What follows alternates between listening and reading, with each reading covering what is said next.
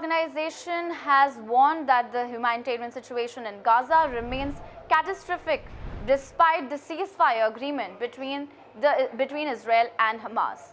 The WHO chief, Tedros, has expressed concern over the insufficient aid entering the region, noting that while the flow of trucks has increased over time ever since the announcement of the ceasefire, it's still only a fraction of what needed to combat the hunger and health crisis in Gaza. He further highlighted the severe damage to Gaza's healthcare system, with most hospitals either damaged or non-functional, and the ongoing shortage of essential medical supplies. Tedros also emphasized that the total cost to rebuild Gaza's health system is estimated at $7 billion.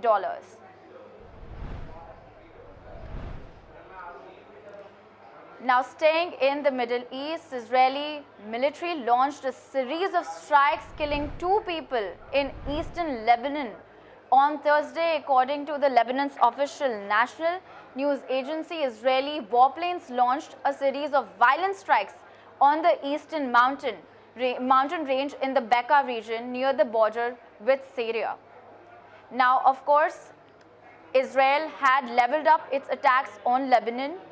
While there's a ceasefire with Gaza, the strikes in Lebanon continue. Israel has repeatedly bombed Lebanon despite a November ceasefire that brought an end to the more than a year of hostilities within the militant group of Hezbollah. Meanwhile, under US pressure and fearing an escalation of Israeli strikes, the Lebanese government has moved to begin disarming Hezbollah as a plan which the militant movement and its allies oppose strongly.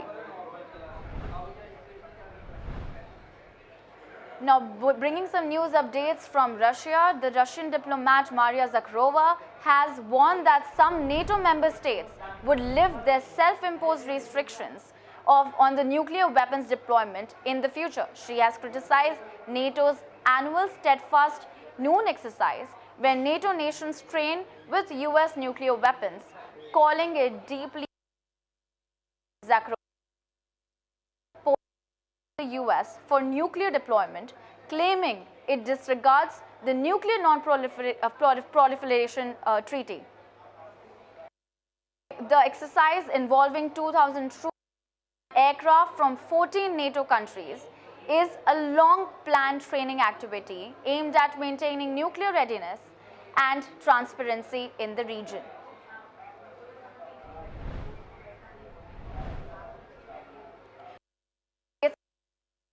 The Russian President Vladimir Putin has responded to the recent US sanctions imposed on Russia, labeling them as an unfriendly act that only worsens Russian-American relations. Putin stressed that no self-respecting country would yield to pressure from foreign powers, highlighting Russia's stance on its resilience. Despite the sanctions, Putin remained confident that they would significantly affect Russia's economy, which he claimed is robust enough to withstand such measures. And this comes amid United States' constant push for a ceasefire between Russia and Ukraine. Furthermore, he's even criticized the notion of using sanctions as a tool of foreign policy, asserting that such actions undermine the potential for constructive dialogue between the two nations. While Putin also emphasized the importance of diplomatic dialogue, noting that direct communication is always more effective than conflict.